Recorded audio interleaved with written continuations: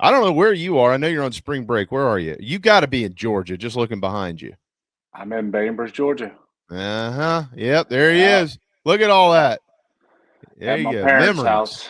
Yep, in the game room upstairs. So Well, hopefully I don't have kids running in here.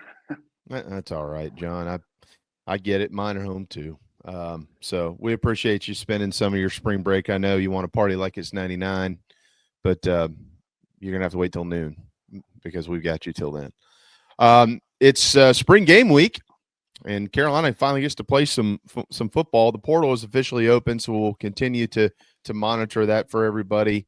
I know Hale's got a note up on a kicker that apparently South Carolina is in the game for, and we'll see what happens there, John. But as far as the spring game goes on Friday night, this year's version of spring football for South Carolina, what is the most intriguing storyline in your mind?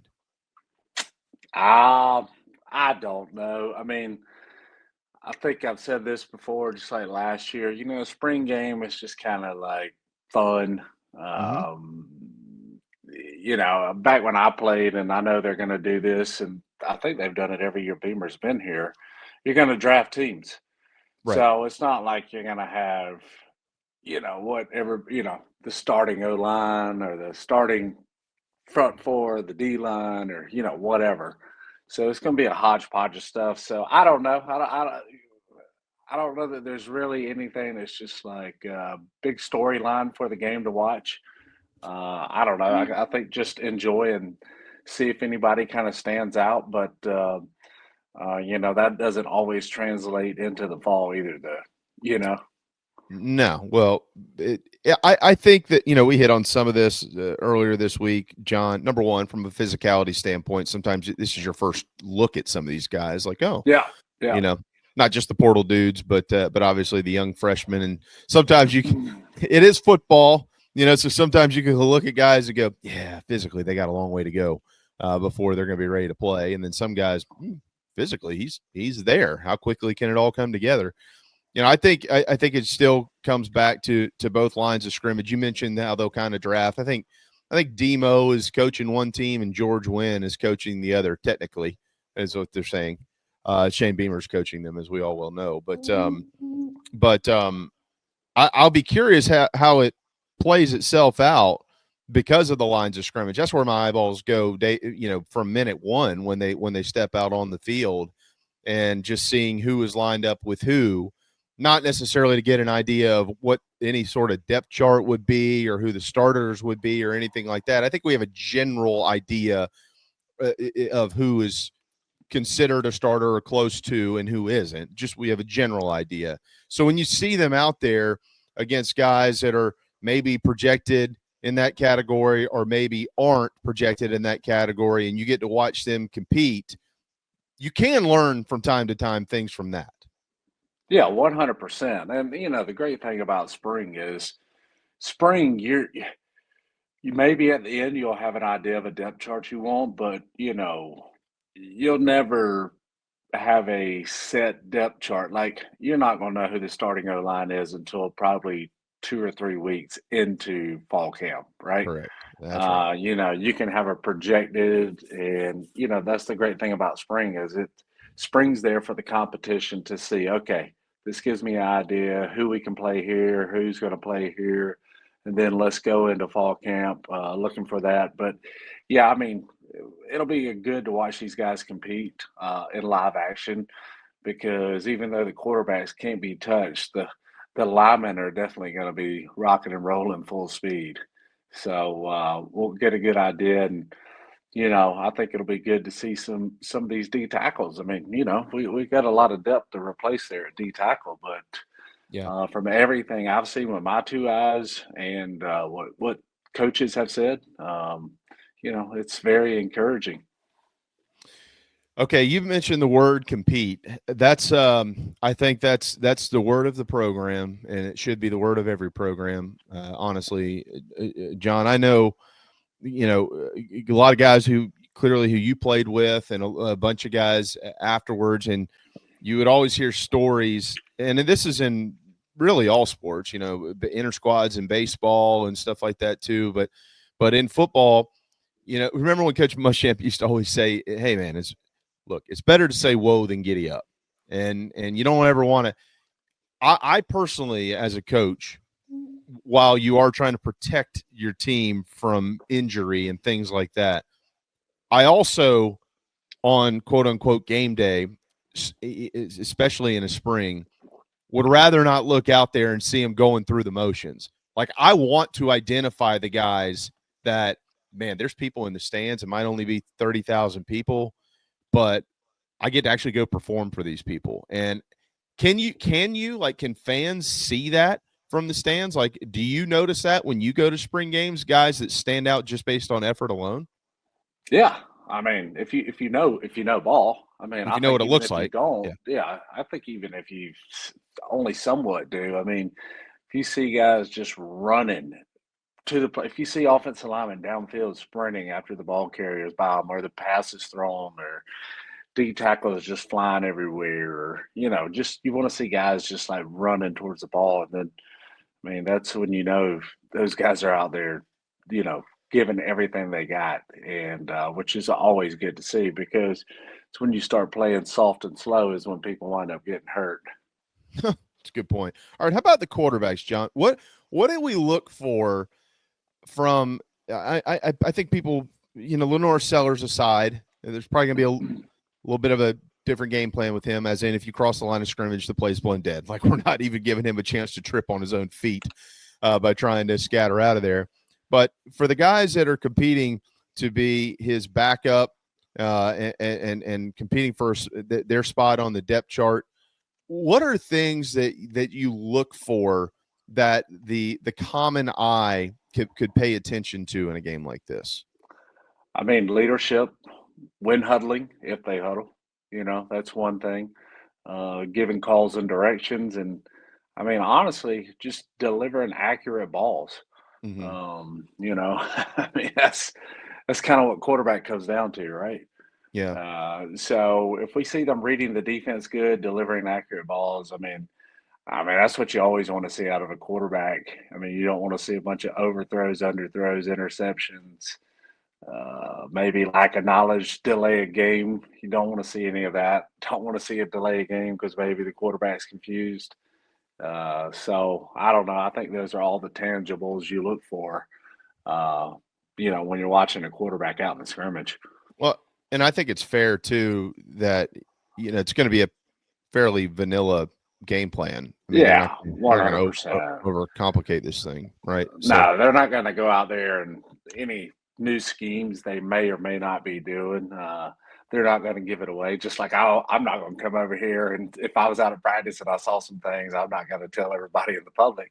no, So, the coaches aren't going to show that in the public either for everybody to see. So, yeah, you yeah. know, That's Shane Beamer's job to tell you if he feels like it. yeah, that's right. Well, I think that's what like I was talking to to Steven about this one time years ago, and one of the things, if I'm remembering some of this correctly, and it probably would have been smarter to have Steven on to actually discuss it a little bit.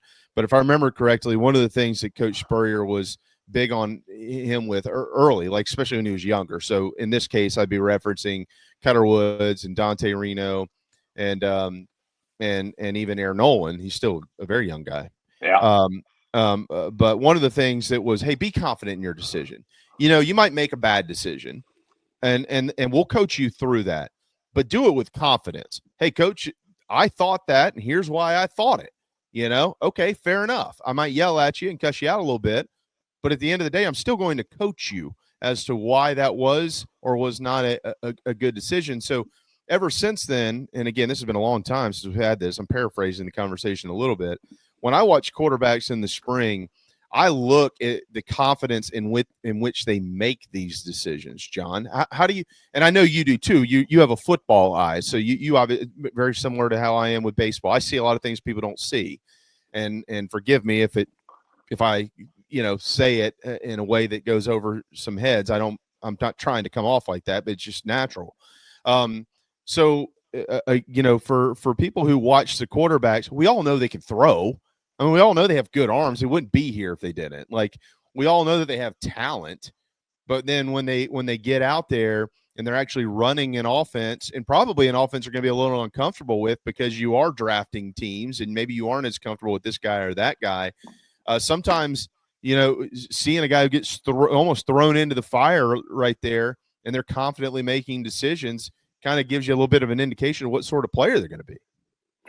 Yeah, well, I mean, I think that goes back to where I was saying, delay of games, going out there confidently and putting people in the right place, making changes, delivering the ball confidently instead of, being skittish to throw it. So I think those are all, good tangibles you want to look for. I mean, a confident quarterback makes a difference uh, in how the team is led. Yeah. Like when you were playing, if you were unsure of the guy who was going to throw the football or handle the football off, I would imagine the other 10 dudes out there are going, yeah, I don't know about this. You know what I mean? Like, Yeah. hey, this could get really bad, so just be prepared here. No, that's not the case with Lenore Sellers. I think they're all quite comfortable with him, obviously. But on that note, too, though, John, like they're going to have, they're absolutely going to have one new starter this year. I'm convinced of that.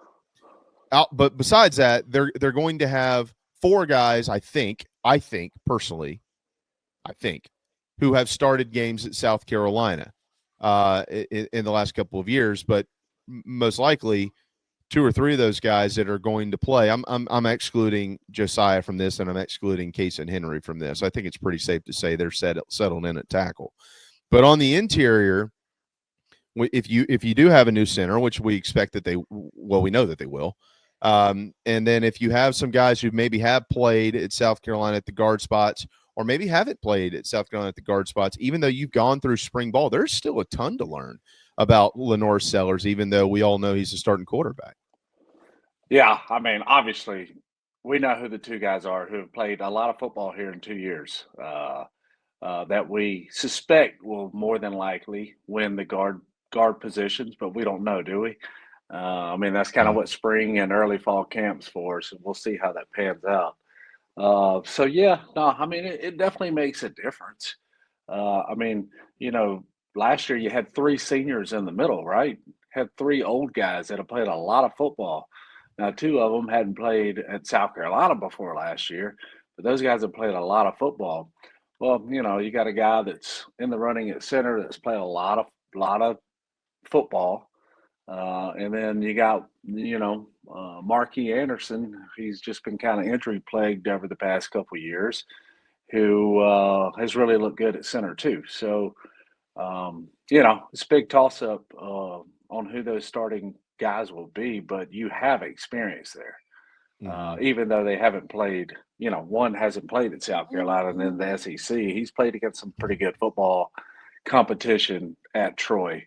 So I don't know.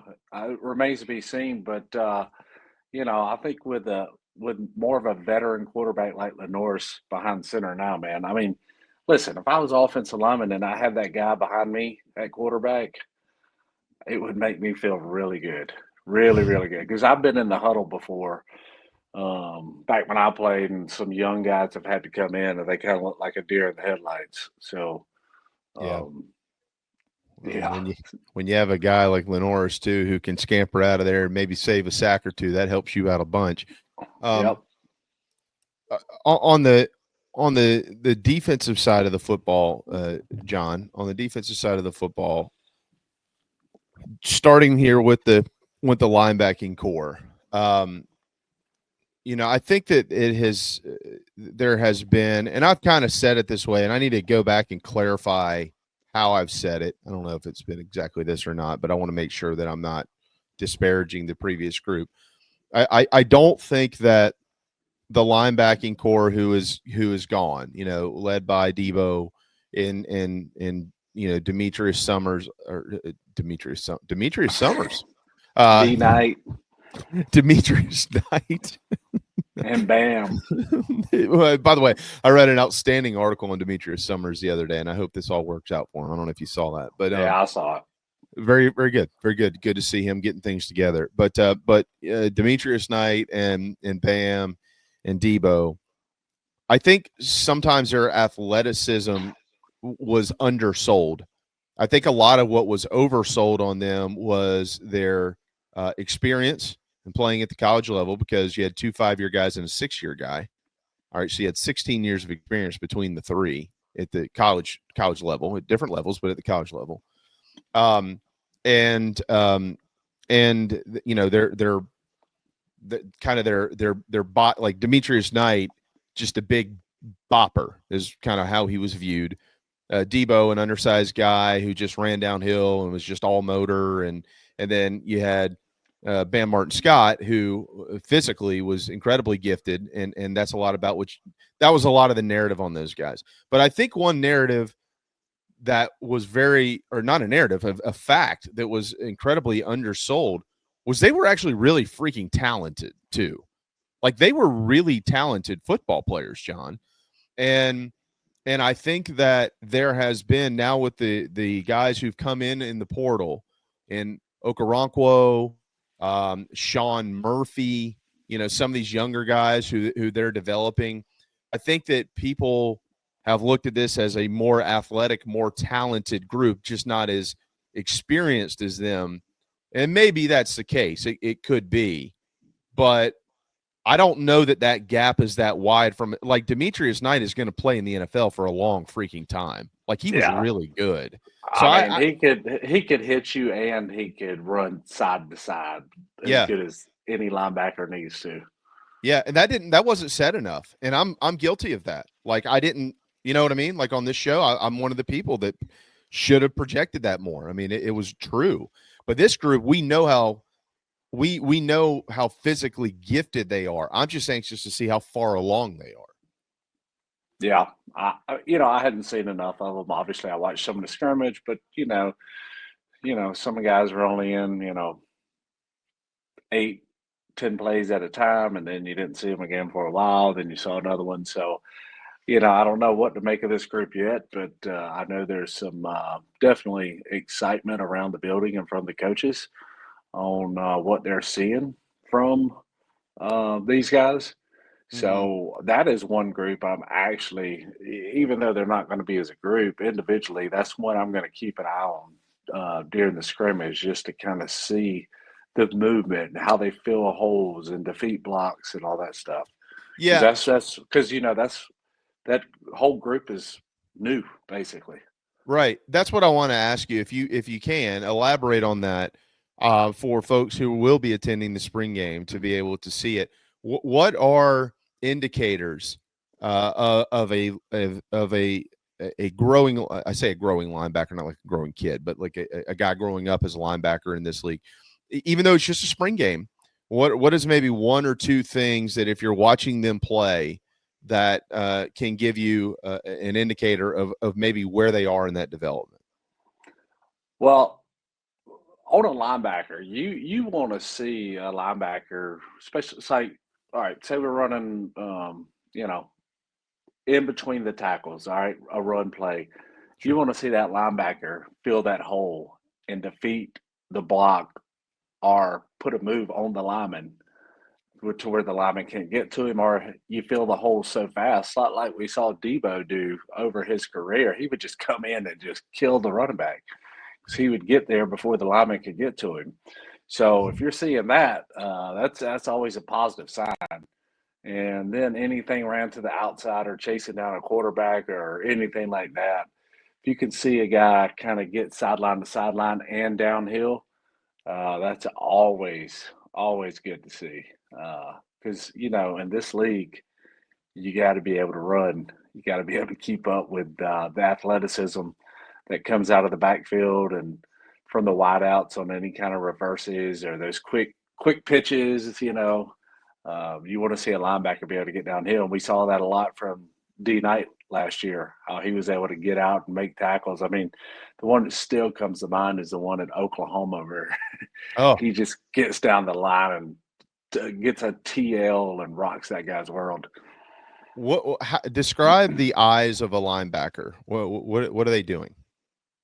I mean, basically, it depends on obviously if you're what the defense is called, right? So, say you may have man and you're watching the running back. Let's just say, the running back's going out to the side, which I think that was the play D Knight made. I don't remember if it was a running back kind of, going out to the side and the quarterback threw it to him, or if it was a slot receiver or what. I don't remember. It all varies on what defensive play is called. I mean, but basically, as a linebacker, I mean, you're trying to read the play and see what the quarterback's doing with that ball, whether he's keeping it to pass it or he's handing it off. Mm-hmm. So that's where your eyes are. And you're also reading what the line does. Which way are they flowing? Which way are they stepping? I mean, there's several different things you have to keep up with at linebacker spot. Oh, I mean, now I'm excited just for a spring game. All right, John, we do need to step aside for a timeout. What he's referencing there is guys who can run like Nick Harbor. And if you'd like to go as fast as Nick Harbor, you need to head to Electric Bikes of Charleston, up to 28 miles per hour. If any of you haven't heard, Harbor is running 30 miles per hour now. Just kidding. But you can go near as fast as Nick. ElectricBikesCharleston.com. ElectricBikesCharleston.com. And if you, of course, are in the area, you can just go on over and see them. Michelle Wilkins and her staff, her team are just beyond excellent. And if you want to look like John Strickland this summer, Charleston Fitness Equipment is where you'll do that. They're under the same roof. CharlestonFitnessEquipment.com. We'll step aside. More football with our bouncer, Big John, when we return. It is a big weekend in Gamecock country beginning tomorrow night. Ole Miss in town. Gamecocks host them in a 3-game series. In baseball, you got Kentucky coming in softball this weekend. Carolina Falls last night in heartbreaking fashion in the upstate against the Tigers. And then, of course, on Friday night, you've also got the spring game. So if you're planning to spend the weekend in Columbia or you're already there, you got plenty to do. And we've been discussing a ton of that today. Sorry, John, I just got an email here about my Hank Williams Jr. tickets coming up on May night. Oh, yeah, I'm fired up for this. Have you ever seen Hank? I've never seen him. Nope, unfortunately. He's been on my bucket list. And they're sending me a commemorative ticket. That's pretty cool. Who's on your bucket list to see? Do you have a top of the bucket list performer? Kind of already seen him, honestly. I know, me too, man. I got Travis Tritt. I have not seen, and I'm dying. I've seen him. I had a blast at him. I was actually dancing everywhere. Oh, I can imagine. Every song is worthy of it, even the slow ones. Yeah, we saw him at the Greenville Country Music Fest. October 2023. I'd have to get outside the box. I'd have to go to like AC/DC or Metallica or something like that. Like, I don't listen to those guys all the time, but I wouldn't, if you gave me a ticket, I wouldn't miss an opportunity to go either. Yeah, I saw them when I was younger.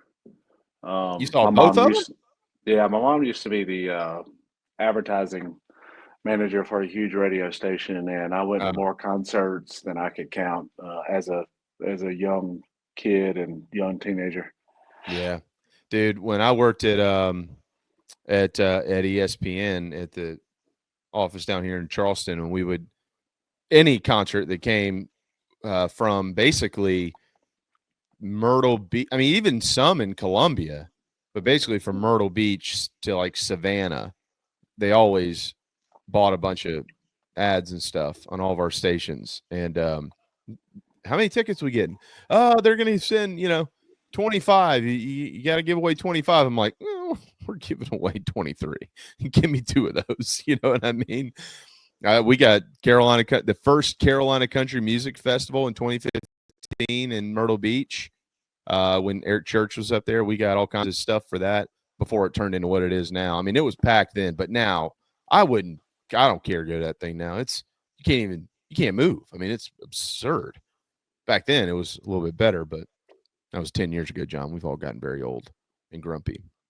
How much we talk about protecting the quarterbacks in a spring game, but they got to be protecting the running backs too, right, John? How do you do that?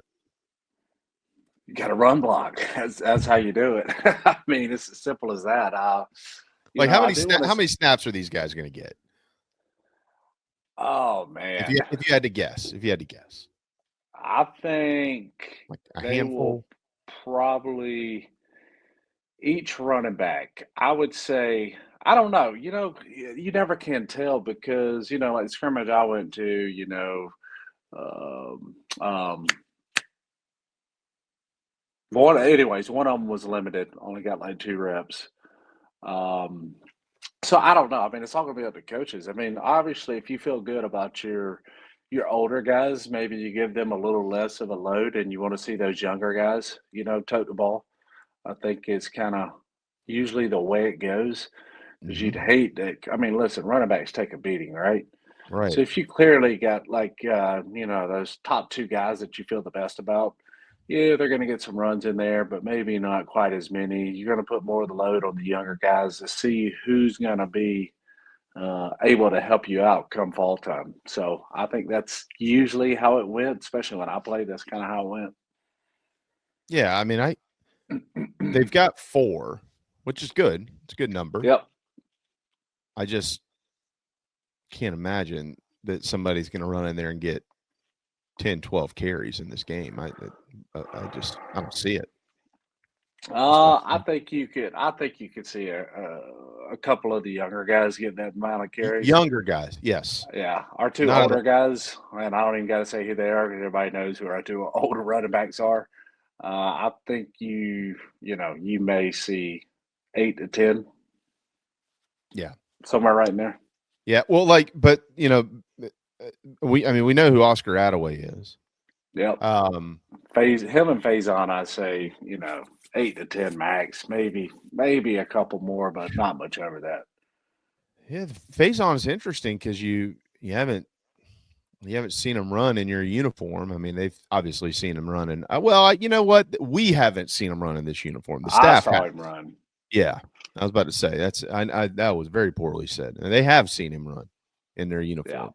As a matter of fact, they saw him run in their uniform in scrimmages where they're trying to do more there than they're going to try to do on Friday night. correct, So correct. I'm just trying to wrap my brain around it a little bit. Obviously, you're gonna have a bunch of guys who are younger, the walk-on guys, a bunch of guys we've seen get snaps the last couple Yeah, um, what's this thing called? Spring game. I'll tell you what, though. I know that Hale reported earlier about the potential for a kicking transfer out of the Big 12, and I won't spoil that for Hale. So if you got a membership to the Big Spur, you can head over there and read it. But as much as anything, I'll be watching all of that on Friday night. John, I know you've seen some of it, certainly, and I think they're pretty comfortable with Mason Love, from what I understand.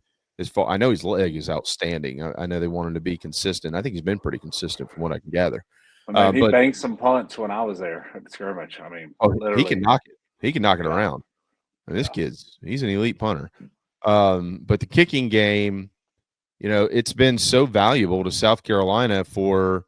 I mean, I don't know how far back we're going to go on this deal. I mean, are we going to go back behind Ryan? Are we going back to Daniel Wheat? I mean, none of them had the leg that Ryan had, but after Ryan, you had kicker after kicker after. I mean, it's been. I know Parker got thrown into some tough moments early in his career. But it That made him better, though. It made him it made it. better. It did in the long run. Yeah, he's one of the best to ever do it here. Yep. It's South Carolina. But aside from that, I mean, you had very few moments where they needed to hit one and they didn't. And this past season, not at all to pick on Alex Herrera. I'm not, Alex Herrera ain't the reason why they weren't in the playoffs. But certainly some of those kicks could have helped. We know that. And they weren't able to get them through the uprights. And when you're in this league, right, John? I mean, you know what you're going to get week in and week out. You might have some blowouts. You might go in there and beat the crap out of somebody 1 or 2 or 3 games. But when you get into those tight ones, and there will be plenty of them, you got to have a guy who can push it through. And this is the first time I've said it since I've been covering the team. That is a concern to me. Yeah, just look at last year. We lost one game by 2 points, one game by 3 points. There you go. Those are field goals. Not saying that's what caused us to lose, but I'm just saying the Yeah. amount we lost by is a field goal, basically. Mm-hmm. So yeah, you're going to be in those games, and you got to have a reliable kicker.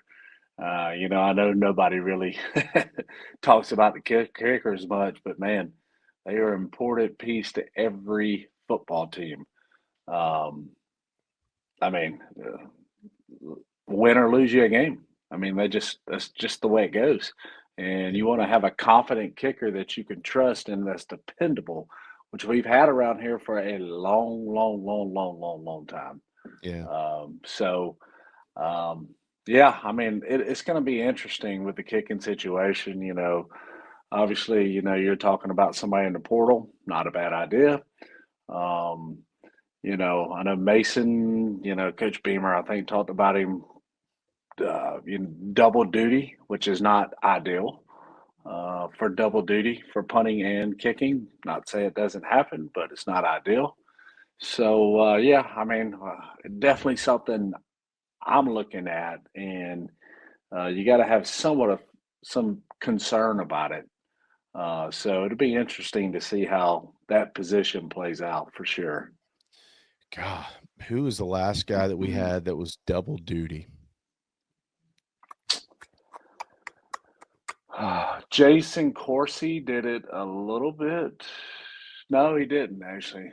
No, he didn't. Nah, I mean, not I since don't my time. I don't remember know. one.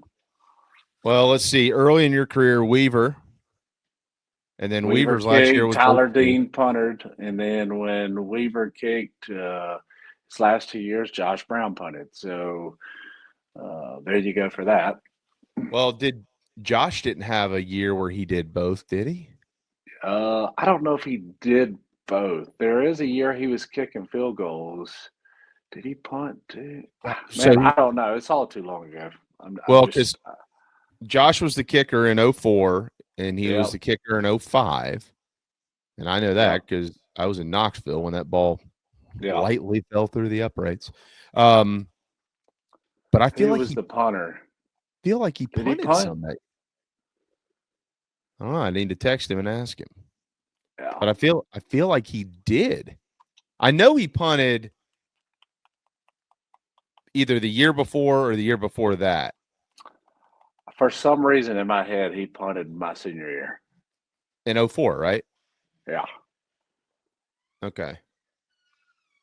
Yeah, because here's what I'm getting at on. Here's the point of all this. Instead of just spinning wheels and people going, well, what's the point? Like, how does that affect your leg if you punt and then you kick? Uh, I mean, I don't I know. don't. Never. I'm not a kicker. I couldn't tell you. I don't think it does too much, but worrying double duty instead of just focusing on one thing is, I think, kind of what can screw with you.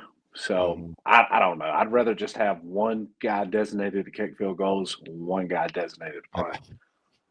I mean, they will, and so we're not Yeah, implying that I they mean, there's won't. there's a reason the NFL has two kickers on the team, one to punt and one to kick field goals. Right, right. Will you be back for the spring game on Friday? Yeah, we're leaving here early Friday morning. Okay, all right, good. So I'll see you. Um, Yeah. I just have one accompanying me this week. Just Riley, is my daughter is coming up. Um, all right, turning the attention, John. We're getting closer and closer to the NFL draft. I mentioned yesterday that Field Yates and Mel Kiper have Eman Wari going 19th to Tampa. And then there are three more Gamecocks scheduled to come off the board per their projections in the third round. TJ Sanders, um, Kyle Kennard, and Demetrius Knight, somewhere 98 to or 91 to 101 or something like that there. What I didn't know, when you talk about replacing the defensive tackles, did you realize that TJ Sanders, the last 2 years in the SEC, from a defensive tackle standpoint, had the second most QB pressures of any tackle in the league? Did you know that? I didn't know that. I mean, what surprised me? I mean, No. he was back. He was back there disrupting a lot, Yeah. a lot. Yeah. 60. He had 60 Yeah, of them. yeah. I think what's the name from there's a kid up at Kentucky that had like 73 or something like that. Yeah, And well, if you go watch TJ, I mean, when he gets one on one with a guard in a passing down, that guard almost has no chance. I still believe the reason I brought it up is I personally still believe, because if they go where those projections are, that's later in the third round.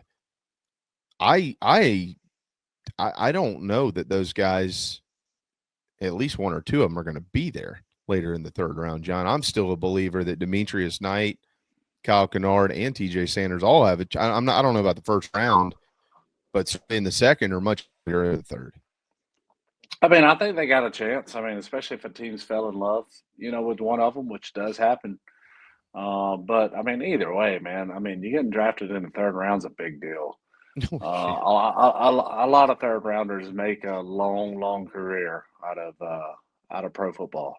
So either way, I mean, it's going to be great for them. But they went sooner, especially maybe a TJ or D Knight. I wouldn't be surprised. No, I think that is indicative of what the rest of this draft class is going to be for South Carolina. I think it's very much being undersold, and I think it's going to be shocking to most people who aren't in the thick of it, like you and I are, constantly covering it, following it, being around it day to day, that know how many players have a potential to hear their names called. I don't think most people in the country know how many Gamecocks have the potential to get called.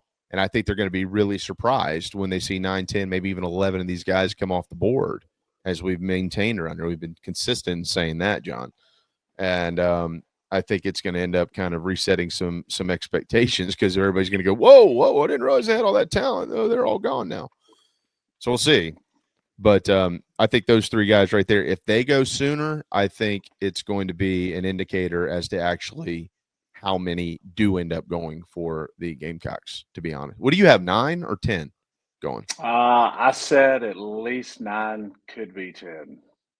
Yeah. And I think the most we've ever had drafted in one year was 7. 7. Yeah. I mean, they're going to break it. I'm going 9. I'm going 9 for sure. Wonder what that would be in college football, as It's gonna far as be how that would rank. it's gonna be up at the top. I mean, you'll probably have a few teams get double digits, but if you get 9, I mean, you'll probably be in the top 5 teams in the Got to be. NFL draft. Got to Yeah. be, right? Ohio Yep. State. I mean, it's always safe to say Ohio State, Georgia, There's a lot of Texas guys going out, Texas. so I think you could see maybe a double digit from them. I'm just trying to think who else had a lot of older. Oh, I mean, Ole Miss has got quite a few, so you could see them get up there. I think they're similar to Carolina. Don't they have Yeah. about the same number of guys? Yep. Yep. Yep. Yeah, that's crazy, man. I can't wait. This is I like Mike Morgan is like, the draft that's his thing. He He's all lives into for it. Yeah. Yeah, he's all in. He does the parties and I just kind of watch it, and just Yeah, see me what too. happens. But Yeah. this is the one year though. I'm like, I think I'm gonna be paying a little bit closer attention to everything. All right, real quick on the Even draft. even my draft class, I literally laid on the couch all weekend and just watched it. Just kind of whatever happens, happens. Yeah, like I knew I was like a slight chance to be 7th round, 6th round, maybe, but more than likely undrafted. So, just like, you know what, we're just gonna lay around all weekend and enjoy it. Yeah. Well, I'll tell you, yeah, that's about what we did. Just lay around all weekend. All right, what's the after party like once the spring game is over? Oh boy. Uh, I mean, I think we ended up in 5 points, but Uh-huh. I think we were at Tyler Dean's house or either one of the other guys' houses throughout my years. Invite a bunch of people over, and then everybody went to 5 points. And then you got ready for exams, and then you had a few weeks off, and then it was time to grind. Summertime Yeah, workouts. that's right. Yeah. Yeah. Yeah. I remember a couple of post spring game evenings, if you will. Yeah. Little house party, a little 5 points mixed in, maybe back to the house party, something like that. Yeah, in particular at Blake's house. I see, but you know what? Though a lot of the guys today, which is good, which is good. They don't do it like we used to do it back in the day. It's not a bad thing at No, all. it's not. It's not. It's not. You know, all the social media stuff and people, cameras, and just it's better just stay away from all that stuff. Hey, did you see the clip the other day? I meant to send this to you to see if you'd seen it. It was I think I saw it on YouTube, and I don't even know how I got it because I'm not a YouTube browser. But it was in a Colorado game last year. The ball boy from Texas Tech. Did you see? Do you know what I'm talking about or no? I'll have to find the clip. So Colorado scored a touchdown. I think it might have been Shadur Sanders got into the end zone and was him or Shiloh was on the field too for some reason, but Shiloh didn't play offense. I don't really know why, but he was holding the ball and they were walking down the Oh no, sideline. I've seen it. No, is what it was. Is Pick. it was a pick. So Shiloh had the ball, if I'm not mistaken, right? Wasn't it? And it was Y- a Tex. It was Texas ball, and the Texas Tech ball boys asking for the Texas Tech ball back, Yeah, and they wouldn't and give it to him. he said, "Nah, this is mine." Which Yeah. I've seen that happen before. Demetrius Knight did it to the Clemson ball boy after he intercepted the Well, ball at Clemson. that's true, but he just held on to the football. These guys like Shadur Sanders and this staffer were using some horrible language to this Yeah, kid who was no, just trying to get the ball. there's a little different. Yeah, D Knight was nice about it. It's like, hey, unfortunately, I'm keeping Yeah, this. I'm just gonna keep the ball. That's right. Sorry, you can't have this.